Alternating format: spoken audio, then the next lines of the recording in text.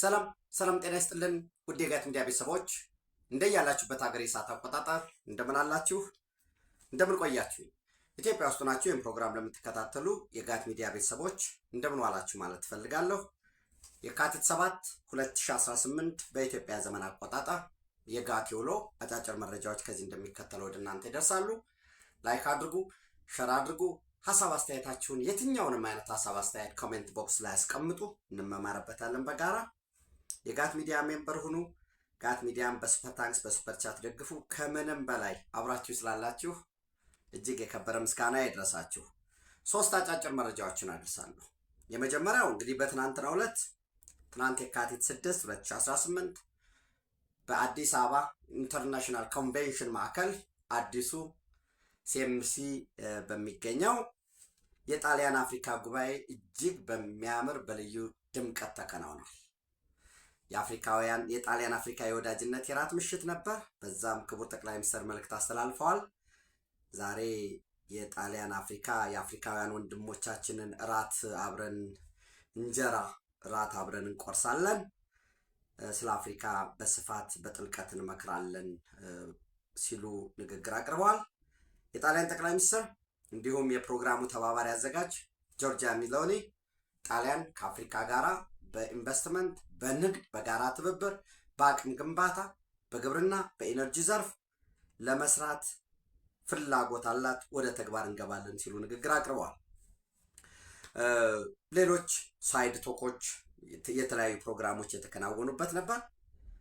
ኢትዮጵያ በሁለንተናዊ ዘርፍ ያስመዘገበቻቸው ስኬቶች በግልጽ የታዩበት ሁነቱን አልፏል። ዛሬ የካቲት 7 39ኛው የአፍሪካ የመሪዎች ጉባኤ፣ በነገራችን ላይ ሁለተኛው የጣሊያን አፍሪካ ጉባኤ እንዲካሄድ እቅድ የነበረው ትልቅ አዳራሽ አለ በሚል በአፍሪካ ህብረት አዳራሽ ነበር።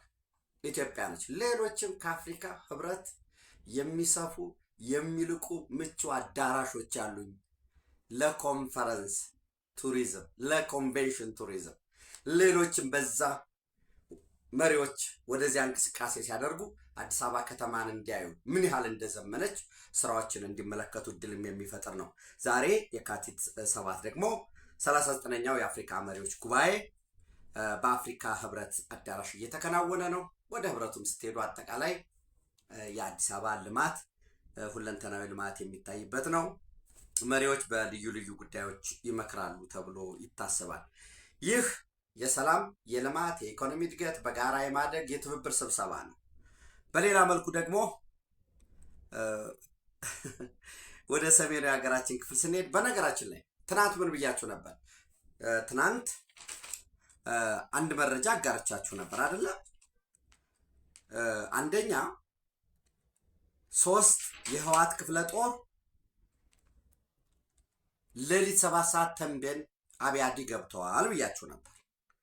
እነዚህ ተንቤን አብያዲ የገባው 3 ክፍለ ጦሮች አንደኛው መካናይዝድ መሆኑን እና ትናንት ስነግራችሁ ቅዳሜ ሌሊት ወደ 3 ቦታ ይከፈላል ብያችሁ ነበር። ቅዳሜ ትናንት አርብ ሌሊት ማለት ነው 7 ሰዓት ከ20 ላይ ጉዞ አድርገዋል። አንደኛው ክፍለ ጦር ከአርሚ 11 ጋራ ወደ ጸለምት ይሄዳል ብያችኋለሁ። በዚህ አጋጣሚ በጸለምት ግንባር ወይንም የህወሓት የፖለቲኮ ሚሊተሪ ባህላዊ ጄኔራሎች ምዕራብ ግንባር ብለው የሚጠሩት በምዕራብ ግንባር ውስጥ የሚሳተፉ ጦሮች፣ ተዋጊዎች፣ ሚሊሻዎች አርሚ 11፣ 13፣ 17፣ 35፣ 42 70 ናቸው። 70 ያው የምዕራብ ግንባር አንድ አካል ነው። እዛው 70 ውስጥ ደግሞ ኮማንዶ መካናይዝድ ብሎ የተከፋፈላላቸው።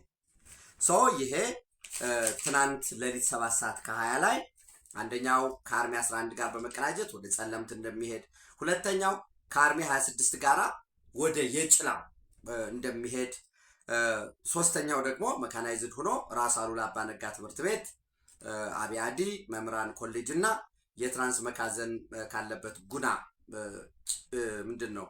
ጭኔ ከተባለ ቦታ አርፈው ነበረ። ማታ ጉዞ አድርገዋል 7 ሰዓት ከ20 ላይ። በተመሳሳይ እዛው ሽሬ ከተማ ከትናንት በስቲያ የካቲት 5 2018 ከሁሉም የሰሜን ምዕራብ ዞን ወረዳዎችና ከተማ አስተዳደሮች የተውጣጡ የከተማ አስተዳደር ከንቲባዎች፣ የከተማ መምሪያ ኃላፊዎች፣ ጽሕፈት ቤት ወዘተረፈ የምትሉት የሚባለው የወረዳዎችም ስብሰባ አድርገው ነበር። በዛ ስብሰባቸው 3 አስቸኳይ ውሳኔዎችን ወስነዋል ብያችሁ ነበር። አንደኛ ከዚህ በፊት ወታደራዊ ማሰልጠኛ ሆነው ያገለገሉ የነበሩ ለምሳሌ ትምህርት ቤቶችን ወታደራዊ ማሰልጠኛ አድርገው ነበር።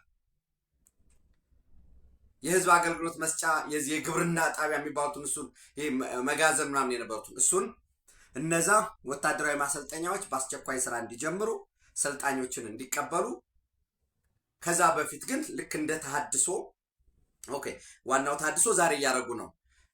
በዲዲአር የተሰናበቱ ቀድሞ የሰራዊት አባል ሆኖ በተለያየ የስራ ዘርፍ ለምሳሌ መከላከያ አባል፣ የፖሊስ አባል፣ የልዩ ኃይል አባል፣ የትግራይ የሚሊሻ ሆነው አሁን ግን ስራ ላይ የሌሉት ተመልሰው እንዲመጡና የተወሰነ ከ3 እስከ 5 ቀን የኦሪንቴሽን እንዲወስዱ ከዛ ውጭ ደግሞ ወጣቶች ተልኮ ወስዶ እያንዳንዱ በወረዳ ደረጃ ተልኮ ወስዶ ከወረዳ ደግሞ እንደዚህ በትግረኛ ቁሸት ወይም ጣቢያ ከሚባሉት በዛ እንዲሰበሰብ ተዋጊ ብቻም ሳይሆን አግላይ ስንቅ የሚያዘጋጅ ወዘተረፈ ተብሎ ይህንን ኃላፊነት ወስደዋል። በሶስተኛ የክህደት ኃይሎች ተብሎ የተጠሩ ወይንም ጦርነት አያስፈልግም፣ በመነጋገር በፌዴራል መንግስቱ ጋር በመነጋገር ችግሩን መፍታት ይቻላል። ህወሓት አንድ ቡድን ነው። ትግራይ ውስጥ ያሉ የተለያዩ የፖለቲካ ኃይሎች በጋራ ሆነው ጠንካራ መንግስት ይመስረቱ፣ ተፈናቃዮች ይመለሱ፣ በመነጋገር በምርጫ በዲሞክራሲያዊ ለውጥ በመመካከር የሚሉት በሙሉ በእነዚህ ላይ ውጊያ አያስፈልግም የሚሉ እነዚህ በሙሉ ምን ብለው ይጠሯቸዋል? እነሱ የክህደት ኃይሎች በእነሱ ላይ የማያዳግም እርምጃ እንዲወሰድ ስምምነት ላይ ገብተዋል። በቀጣይ ቀናት አክቲቪስቶችን የተፎካካሪ ፓርቲዎች በተለይ የስምረት አባላት ናቸው የሚባሉትን አረና ወዘተረፈ ከነሱ ፍላጎት ውጭ ሆነው በሙሉ የማያዳግም እርምጃ ከማሰር ጀምሮ እንግዲህ በየደረጃው ያለ ነፃ ፍቃድ ሁሉ ነፃ እርምጃ እንዲወሰድ ሁሉ የሚል ትዕዛዝ ያስተላለፉበት ሁኔታ አለ ማለት ነው። ዛሬ በሽሬ ደግሞ የምዕራብ ግንባር ተሐድሶ ይካሄዳል። ህወሓት ታድሶ አለ ካለ ምን ማለት ነው?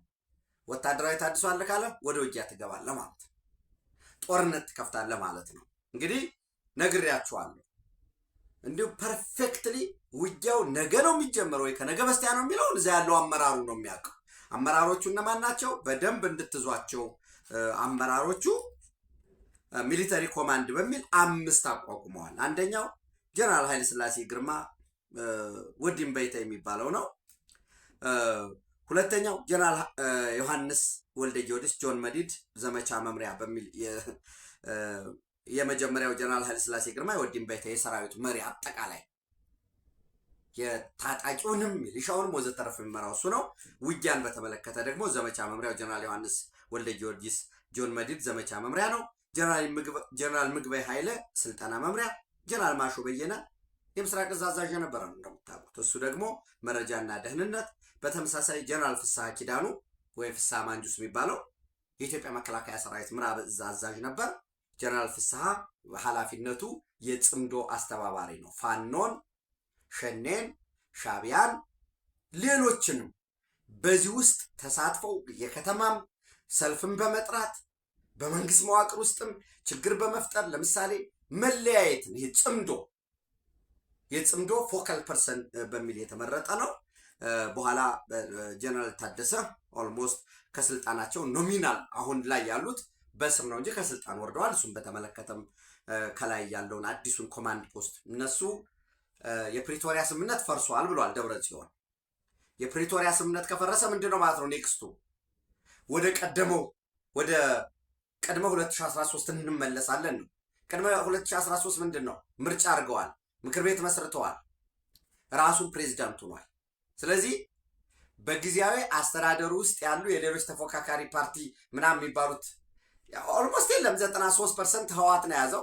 ግን ሌሎች ለምሳሌ ትራንስፖርት መምሪያ ላይ ምናምን ያሉት በሙሉ ገለል እናደርጋለን እኔ ፕሬዚዳንት ሆናለሁ ብሎ ነው። ያው መግለጫውን አይታችሁት ከሆነ የህወሓትን ባንዲራና የትግራይን ባንዲራ አድርጎ መጥቶ ዝርዝር መግለጫ ነው የሰጠው። የፕሪቶሪያ ስምምነት ተጥሷል፣ በውጊያ ነው የተጣሰው። ሌተናል ጀነራል ታደሰ ወረደ ግን ምንድን ነበር ሲል ነበር? አይ የሆነ ሰራዊታችን ተንቀሳቅሶ ነበር ወደ ምዕራብ ወደ ጸለምት እንዲመለሱ አዘናል ነበር ሲል የነበረው። መቼስ አበባ ይዘው ምናምን አይደለም ሄዱ፣ ተኩስ ከፍተዋል። እንሶን እንቅስቃሴም ነበረ። ይህን ግን ደብረ ጽዮን አዙሮ የፕሪቶሪያ ስምምነት ተጥሷል እያለ ነው። ከተጣሰ ማን ነው የሚሆነው ማለት ነው? መሪው ራሱን ፕሬዚዳንት አድርጎ ያስቀምጣል። እሱን ወደዛ እንመለስበታለን። በዛሬው ዕለት የምዕራብ ግንባር ተሃድሶ በሚል የአርሚ 11 የአርሚ 13 የአርሚ 17 35 42 በሙሉ እርድ ከሰሜን ምዕራብ ዞን የተለያዩ ወረዳዎች የተበረከተ ነው በሚል ከፍተኛ የሆነ የእንስሳት እርድ አለ። መጠጥ አለ። ከጠላ ጀምሮ ቢራ በገፍ ተዘጋጅቷል። የዘፈን መድረክ አለ።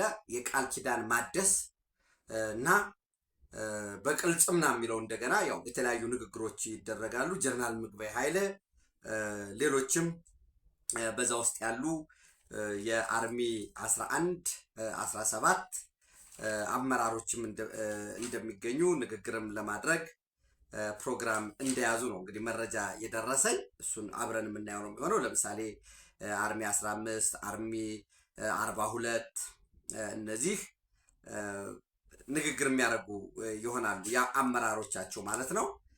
ከዛ ባለፈ በሰፖርት ተብለው የተመደቡ የሻዕቢያ ወታደራዊ አዛዦችም አብሯቸው እንደሚገኙ ነው። ሁለቱን በስም የሰጡኝን ወደ ማስታወሻ ያልሰዳችሁ ብዬ ነው ኤግዛክትሊ እንዳላሰስታችሁ። ፊልጶስ ወልደ ዮሐንስ፣ ተክለ ማንጁስ፣ ህሙድ ካሪጀሪ ዮሐንስ የሚባሉት እነዚህ ደጋፊ ሆነው በተለይ ፊልጶስ ወልደ ዮሐንስ፣ ተክለ ማንጁስ፣ አህመድ ካሪጀሪ የሻዕቢያ ታጣቂዎችም እነዚህ በዚህ በተሃድሶ ፕሮግራሙ ላይ እንደሚገኙ ነው እየቀረበ ያለው። ቅድም አስቀድሜ ምን ብያችኋለሁ? ውጊያው መቼ በስንት ሰዓት ይሆናል የሚለውን የህወሓት አዛዦች ናቸው የሚያውቁት። ነገር ግን ነገ የሚል አለ፣ ኖ 2 ሳምንት በ2 ሳምንት ውስጥ የሚል አለ። ዞሮ ዞሮ ግን ህወሓት ሙሉ በሙሉ ጦርነት አይቀሬ መሆኑን አውጆ ለዚህም ደግሞ በየወጣቶች እየታፈሱ ነው ያሉት። የሻዕቢያ ታጣቂ ወይም የኤርትራ ወታደር ከዚህ በፊት ሲገባ የትግራይ መታወቂያ ይዘጋጅላቸው ነበር። ገና ድንበር ላይ ሲቀርቡ የትግራይ መታወቂያቸው በሙሉ ተዘጋጅቶ ይሰጣቸው ነበር። አሁን የራሱ የኤርትራ ወታደራዊ ተሽከርካሪዎች ወታደሮች የራሳቸውን ልብስ ለብሰው በአመራር ላይ በዚህ በጦር ውስጥ ለምሳሌ አዛዡ ከህወሓት ሊሆን ይችላል፣ ምክትሉ ከኤርትራ ወይም ማስተባበያ ይሄ ባለ 3 ቀለበት የሚባለው ማለት ነው። ሻዕቢያ ህወሓት እና አስተዳደራዊ ዘርፉ ነው። ይህንን በጋራ እየሰሩ ያሉበት ሁኔታ ነው ያለው ማለት ነው። ውጊያው መቼ ነው የሚካሄደው? እሱ ሌላ ጉዳይ ነው። በተመሳሳይ አርሚ 70 ሸረሪና ያለው እንዲሁ የእርድ እንስሳት ዛሬ እያረዱ ዝግጅት እያደረጉ ነው ያሉት። ሐምዳይት ኦመሃጅር ያሉት ደግሞ ነገ የእርድ ፕሮግራም ይኖራል በሚል ትዕዛዝ ተሰጥቷቸዋል። እንስሳቶች ወደ አርሚ 42 ወደ አርሚ 15 ወደ ሐምዳይት እና ኦመሃጅር እየሄደ ነው ያለው። ነገ ዛሬ እርድ ከሰዓት ይኖራል፣ ነገ ታከብራላችሁ የሚባል ነው ያለው። ይሄ እንግዲህ ባለበት ሁኔታ ነው።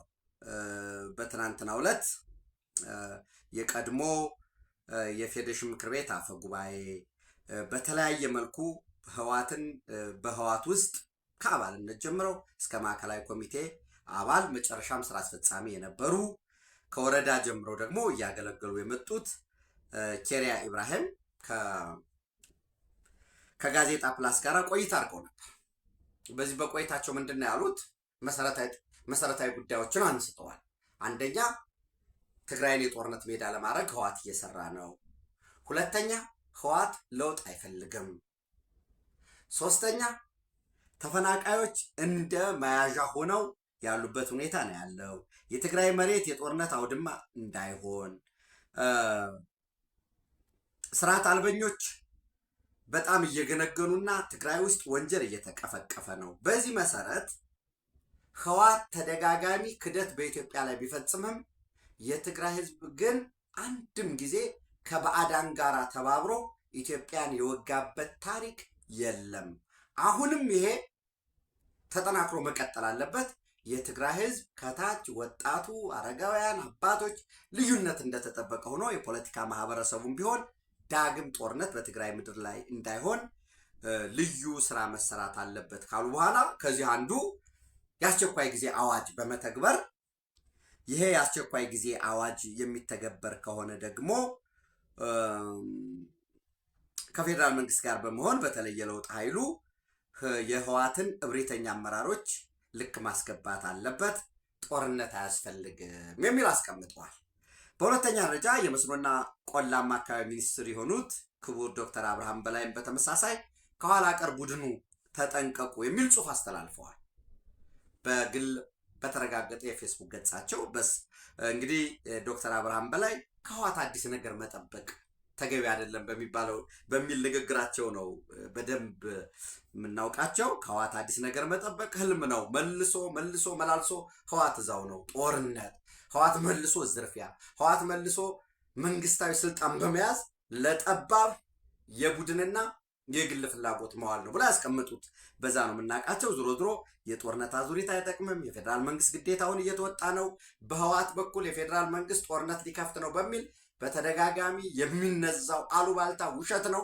የፌዴራል መንግስት ምኞቱ ፍላጎቱ እየሰራም ያለው የትግራይ ህዝብ አንደኛ ትናንት በተፈጠረው ጦርነት የወደሙ የደቀቁ መሰረተ ልማቶችን መልሶ ስለመገንባት፣ ልዩነቶች ችግሮችም ካሉ እነዚያ በውይይት በሚፈቱበት፣ ተፈናቃዮች በሚመለሱበት፣ ሌሎችም በጠረጴዛ ዙሪያ እንጂ በመለላክ አይፈታም የሚል ነው አጠቃላይ መልእክታቸው የፌስቡክ ገጻቸው። ህዝቡ ሰላሙን ልማቱን መጠየቅ አለበት። ከዚህ ከጥገኛና ከኋላ ቀር ቡድኑ የጦርነት ሰበካ ፕሮፓጋንዳ ወይንም ወደ ጦርነት መግባት የለበትም በሚል አስቀምጠዋል። ከዚህ በፊት ብያቸዋለሁ፣ የህግ ባለሙያዎች በራሳቸው ያብራሩት። ነገር ግን አሁን ትግራይ ውስጥ አስቸኳይ ጊዜ አዋጅ ማወጅ ቴክኒካሊም ትክክል ነው ብዬም አላምንም። ቴክኒካሊ ምን ማለት ነው? ህገ መንግስታዊ ስርዓት አልተመለሰም ትግራይ ውስጥ ምን ማለት ነው? በምርጫ የተመረጠ መንግስት የለም። የትግራይ ህገ መንግስት አለ፣ ጥርጥር የለው። የፌዴራል ህገ መንግስቱ አለ። ነገር ግን በህዝብ የተመረጠ መንግስት ኖሮ ተመራጮች ምክር ቤት አቁመው ምክር ቤት መስርተው ምክር ቤቱ ደግሞ አስፈጻሚ ቀርቦለት ያው በምርጫ ያሸነፈው ፓርቲ ወይ ፓርቲዎች በጋራ በጥምር ግንባር መስርተው በቅንጅት ያ መንግስት ተመስርቶ ያ በልዩ ሁኔታ በክልሉ አቅም ማክበር ካልተቻለ አንድ ለምሳሌ ህግ ማስከበር ሊሆን ይችላል፣ ወረርሽኝ ሊሆን ይችላል፣ ወይንም የተፈጥሮ አደጋ ወይ ሰው ሰራሽ አደጋ ሆኖ ከክልሉ አቅም በላይ በሚሆንበት ጊዜ ራሱ ክልሉ አስቸኳይ ጊዜ አዋጅ ሊያውጅ ይችላል። ሁለተኛ ደግሞ የፌዴራል መንግስት ለምሳሌ በትግራይ ክልል ውስጥ የሰብአዊ መብት ጥሰት ተጥሷል ብሎ በሚያስብ ጊዜ በራሱ ጊዜ አስቸኳይ ጊዜ አዋጅ ሊያውጅ ይችላል። ወይንም የክልሉ ርዕሰ መስተዳደር ከአስፈጻሚው ጋር ተወያይተው እንደ ሁኔታውም ወደ ምክር ቤት አቅርበው የፌዴራል መንግስቱ እንዲገባ ሊጋብዙ ይችላሉ። አሁን ባለው ሁኔታ ግን ምርጫ ስላልተደረገ ከዚህ በፊት የነበረው የጨረባ ምርጫም ወደ ጦርነት የሚያስገባ አንድ እሱ ስለሆነ እሱ ብቻውን ነው ማለት አይደለም። ህገ መንግስቱ ተጥሷል ማለት ነው። ምርጫን ማስፈጸም ስራ የፌዴራል ምርጫ ቦርድ ነው፣ የኢትዮጵያ ምርጫ ቦርድ ነው ራሳቸው አቋቋሙ ከህግ አግባብ ውጭ። ስለዚህ እኔ አስቸኳይ ጊዜ አዋጅ በቴክኒካል በሆነ መልኩ ማወጅ የሚያስፈልግ አይመስለኝም። ለምን? የትግራይ ጊዜያዊ አስተዳደር የፕሪቶሪያ ስምምነትን ተከትሎ ደንብ ጸድቋል። የትግራይ ጊዜያዊ አስተዳደርን ለመመስረት ደንብ።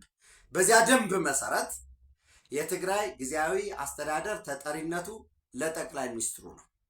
ጠቅላይ ሚኒስትሩ ደግሞ በየ6 ወር ወይም እንደየ አግባቡ በትግራይ ጊዜያዊ አስተዳደር በዛ አፈጻጸሙን ለፌዴሬሽን ምክር ቤት ያቀርባሉ። ሪፖርት የተሰሩት እንደዚህ የሚል ተጠሪነቱ አሁን የጊዜያዊ አስተዳደሩ ለህወሓት አይደለም፣ ተጠሪነቱ ለምክር ቤቱ አይደለም። ለጠቅላይ ሚኒስትሩ ነው። ስለዚህ ጠቅላይ ሚኒስትሩ ያቋቋሙትን ያዋቀሩትን የቀረበላቸውን በራሱ በህወሓት አቅራቢነት የቀረበላቸው ሌተናል ጀነራል ታደሰ ወረደን አንቀበልም ብለው አፍርሰው አሁን ምን መሰረቱ? ያው አስቸኳይ ምንድን ነው ኮማንድ ፖስት እንዳይሉት በእነሱ ቤትም ብልጥ ነን ብለው ነው የሚያስቡት። ዝሮ ዝሮ 9 አባላት ያሉት ኮማንድ ፖስት አዋቅረዋል። እነሱ ስትራቴጂክ ሊደርሽፕ ስትራቴጂካዊ አመራር የሚሰጥ ነው የሚሉት። አንደኛ ዶክተር ደብረጽዮን ገብረ ሚካኤል ነው ሊቀመንበር። ህወሓት ህገወጥ ነው፣ ግን ያው ፕራክቲካሊ በጊዜያዊ አስተዳደር ውስጥ ስላለ ህጋዊ ነው ልትሉ ትችላላችሁ። ስለዚህ ደብረጽዮን ማን ነው ካላችሁ የስብሐት ነጋ የእህት ልጅ ነው ማለት ነው። የስብሐት ዳይናስቲ ነው እዚያ ያለው። ከህወሓት ዶክተር ደብረጽዮን ገብረ ሚካኤል ሊቀመንበር ነው፣ ዲፎልት ፕሬዚዳንት ነው። ወደ 2013 ስለሚመልሱት ያንን ሪስቶር ልናደርግ ነው ህጋዊ ስርዓቱን ስለሚሉ። ሁለተኛ ዶክተር አብርሃም ተከስተ ይመጣ የስብሐት ነጋ ልጅ ባል ነው። እሱም በህወሓት ተወክሎ 3 ህወሓት 3 ታጣቂው ቲዲኤፍ የሚሉት 3 ደግሞ ጊዜያዊ አስተዳደሩ ነው። ዘንድ ዶክተር ደብረጽዮን ገብረ ሚካኤል ሊቀመንበር የስብሐት ነጋ የእህት ልጅ ነው። ዶክተር አብርሃም ተከስተ በዚህ በስትራቴጂክ አመራር ውስጥ ኢኮኖሚን በተመለከተ ኃላፊነት የተሰጠው እሱ ነው። ገንዘብ ይሰብሰብ ከእያንዳንዱ ከወረዳዎች፣ ከዞኖች፣ ከቀበሌዎች፣ ከግለሰቦች የሚለውን ለጦርነቱ የሚያስፈልገውን ገንዘብ የሚሰበስብ እሱ ነው። ሶስተኛ ፈትለወርቅ ገብረ እግዚአብሔር ድርጅት በሚል ከሻዕቢያ ጋር በዋነኝነት ግንኙነትን የማሳለጥ በወንድሟ ዳዊት ገብረ እግዚአብሔር በኩል ደግሞ አሁንም ሌሎች የጦር መሳሪያዎችን ግዢ ከነ ጀነራል ምግባይ ኃይሌ ጋር በመሆን ይህ ኃላፊነት ተሰጥቷት ከህወሓት 3 አለ። ሁለተኛው ታጣቂው ኃይል ወይም ቲዲኤፍ ብሎ ራሱን የሚጠራው ነው። በዛ ውስጥ ጀነራል ምግባይ ኃይል አለ። ምንድነው ጀነራል ምግባይ ኃይሌ? ሚሊተሪ ኮማንድ አለ ብያቸዋለሁ አስቀድሜ። ደግሞ 5 በዛ በሚሊተሪ ኮማንድ ውስጥ ጀነራል ምግባይ ኃይሌ ምንድነው ስልጠና መምሪያ ነው ብያቸዋለሁ። ጀነራል ዮሐንስ ወልደ ጊዮርጊስ ወይም ጆን መዲድ በሚሊተሪ ኮማንድ ውስጥ ዘመቻ መምሪያ ነው። በዚህ አስቸኳይ ጊዜ አዋጅ ስም አስቸኳይ ጊዜ አዋጅ አይደለም ያለው ስትራቴጂክ አመራር ብሎ ነው ያቋቋሙት። ቀጥታ ወደ ውጊያ ሲገቡ ይሄ 9ኙን ነው የሚያስቀጥሉ ማለት ነው። ስብሰባቸውን መቀመጫቸውን ከመቀሌ አውጥተን ወደ ሽሬ እንወስደዋለን፣ ከሽሬም ወደ ደደቢት ማዕከላችን እናደርጋለን የሚል አለ። የተወሰኑት ደግሞ ወደ ኤርትራ። በነገራችን ላይ ጌታቸው አሰፋ ኤርትራ ሄዷል የሚል መረጃ ደርሶኛል ከአንድ ሰው። ሌላ 2ኛ 3ኛ ለማጣራት የሞከርኩትን ምላሽ ስላላገኘው ነው። ጀስት ዝም ብሎ እንደ ሮው የሆነ ኢንፎርሜሽን አድርጋችሁ ሰዱት። ጀነራል ዮሐንስ ወልደ ጊዮርጊስ ጆን መዲድ አለ። ራሱ ጆን መዲድ ደግሞ ዘመቻ መምሪያ ነው በዚህ በሚሊተሪ ኮማንድ ውስጥ። 3ኛ ጀነራል ኃይለ ስላሴ ግርማይ አለ። ጀነራል ኃይለ ስላሴ ግርማይ በዚህ በኮማንድ ፖስት አመራሩ ውስጥ አባል ሆኖ ታጣቂውን ወክሎ ወዲም በይተይ ማለት ነው። በሚሊተሪ ኮማንድ ውስጥ ደግሞ እሱ ጀነራል ኃይለ ስላሴ ግርማይ ደግሞ የሰራዊቱ መሪ ነው ዋና። ዘንድ ጊዜያዊ አስተዳደሩ ይመጣል። በጊዜያዊ አስተዳደሩ ውስጥ ሌተናል ጀነራል ታደሰ ወረደ ምክትል ሰብሳቢ ነው። ኖሚናል ነው ስልጣኑ። ለምን? ከዚህ በፊት ሌተናል ጀነራል ታደሰ ወረደ በጌታቸው ዘመንም አሁን የጠቅላይ ሚኒስትሩ የምስራቅ አፍሪካ ጉዳዮች አማካሪ ሚኒስትር በሳቸው ዘመን ምክትል አስተዳዳሪና የጸጥታ ቢሮ ኃላፊ ሆኖ የማን አይነት ቦታ ማለት ነው? የጸጥታ ኃላፊ ቢሮ ማለት የዚህ የጀነራል ፍስሐ ኪዳኑ ጸጥታ ቢሮ ምንድነው? ፖሊስን፣ ሚሊሻን፣ አድማ ብተና ወይ እነሱ ስላላፈረሱ ልዩ ኃይልን የሚያካትት ነው። ሌላ ለብቻው አርሚው ደግሞ ቲዲኤፍ የሚባለው ደግሞ ለብቻው ነው። ከዚህ በፊት ግን ጀነራል ታደሰ ወረደ የቱን ይዞ ነበረ? አስራና ጸጥታ ቢሮ ኃላፊ ነው። በተመሳሳይ የጦር ወይም የሰራዊቱ መሪ ነው የነበረው። አሁን ግን ከሰራዊት መሪ ማወረዱት። ለምን? የሰራዊት መሪ ጀነራል ኃይለ ስላሴ ግርማይ ወዲም በይታ ይሆናል። የጸጥታ ራሱ ኦልሬዲ በራሱ የሾመው ጀነራል ፍስሐ ኪዳኑ ራሱ ነው የትግራይ ጸጥታ ቢሮ ኃላፊ ያደረገው። ታደሰ ወረደ ምንድነው አሁን ኦልሬዲ ኖሚና። እስከ መቼ? ጦርነት ተጀምሮ ምላጭ ስበው በጸለምት በጠለምት፣ በራያ ግንባር፣ በአፋር በኩል ውጊያ እስኪጀምሩ ድረስ ኖሚናል ሆኖ ይቀጥላል። ከዛ ውጭ ግን ያንሳፍፉታል ማለት ነው። ይሄ ነው የተወሰነው ውሳኔ። ዘንድ ከጊዜያዊ አስተዳደሩ እንደገና ማን ይመጣል? ጀነራል ታደሰ ወረደ ብያቸዋለሁ። አሁን ምክትል ሰብሳቢ ነው፣ ኖሚናል ነው። እሱ ምክትል ሰብሳቢነቱም ቀርቷል። ዋና ምክትል ሰብሳቢ አቶ አማኑኤል አሰፋ እንደሚሆን ነው መረጃዎች የደረሱኝ። አቶ አማኑኤል አሰፋ መልሶ ደግሞ ምንድን ነው ጊዜያዊ አስተዳደር በሚል ነው እዚህ ውስጥ ያለው፣ ግን የህወሓት ደግሞ ምክትል ሊቀመንበር ነው። ዘንድ ጀነራል ፍስሐ ኪዳኑ ይመጣል። አስቀድሜ ብያቸዋለሁ። የምዕራብ እዝ አዛዥ የነበረ ሰው ነው ጀነራል ፍስሐ ኪዳኑ። አሁን የፋኖ አፋብን የሚባለው የቅማንት ታጣቂ፣ የኦነግ ሸኔ፣ የሻዕቢያ፣ የሱዳን ጋር የሚሰሩ አጠቃላይ ይሄ ፎከል ፐርሰን ሆኖ ያገለግላል ማለት ነው። ይህን አድርገው ጀነራል ታደሰ ወረደ ከስልጣኑ ወርዷል ማለት ነው። አስቸኳይ ጊዜ አዋጅ የሚባለው በፌዴራል ደረጃ ኖሚናል ነው ማለት ኦልሬዲ አስተዳደሩን ካፈረሱት ወደዚህ ተግባር ከገቡ እንግዲህ ሌሎች ደግሞ የህግ ባለሙያዎች የምትሉትን እንጠብቃለን ወይም ለመስማት ዝግጁ ነኝ ማለት ነው። ከዚህ ባለፈ ምናልባት በዝግጅታቸው የአጠቃላይ የፋኖን ሁኔታ ገምግመዋል ብያቸዋለሁኝ። ፋኖን የገመገሙት ኮንሲስተንት አይደለም፣ የውጊያ አቅምም የለውም፣ አሁንም ቢሆን አንድነት አልፈጠረም በሚል የገመገሙት ሁኔታ አለ። እርስ በርስም አንድነት የላቸውም የሚል የተፈጠረ ሁኔታ ግምገማቸው አለ።